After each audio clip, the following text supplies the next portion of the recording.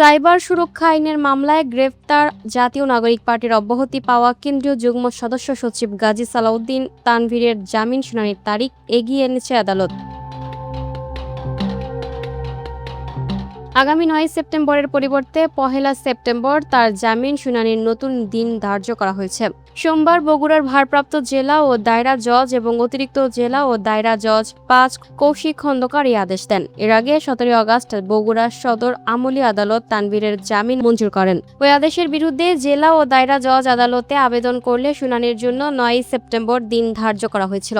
তবে তানভীরের অসুস্থতার কথা উল্লেখ করে তার আইনজীবী অ্যাডভোকেট ইজাজ আল ওয়াসি শুনানির তারিখ এগিয়ে আনার আবেদন করেন। আদালত আবেদনটি মঞ্জুর করে ১ সেপ্টেম্বর নতুন তারিখ নির্ধারণ করে।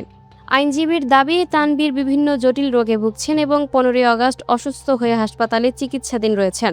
তবে কারাগার কর্তৃপক্ষ জানিয়েছে তিনি অসুস্থ বোধ করায় চিকিৎসকের পরামর্শে হাসপাতালে নেওয়া হয়েছিল এবং চিকিৎসা শেষে তাকে কারাগারে ফিরিয়ে আনা হয়েছে। উল্লেখ্য, গত ৫ আগস্ট ঢাকার মিরপুর থেকে তানভীরকে গ্রেফতার করা হয়। পরে তাকে কারাগারে পাঠানো হয় এবং মামলায় ৩ দিনের রিমান্ডও মঞ্জুর করেছিলেন আদালত।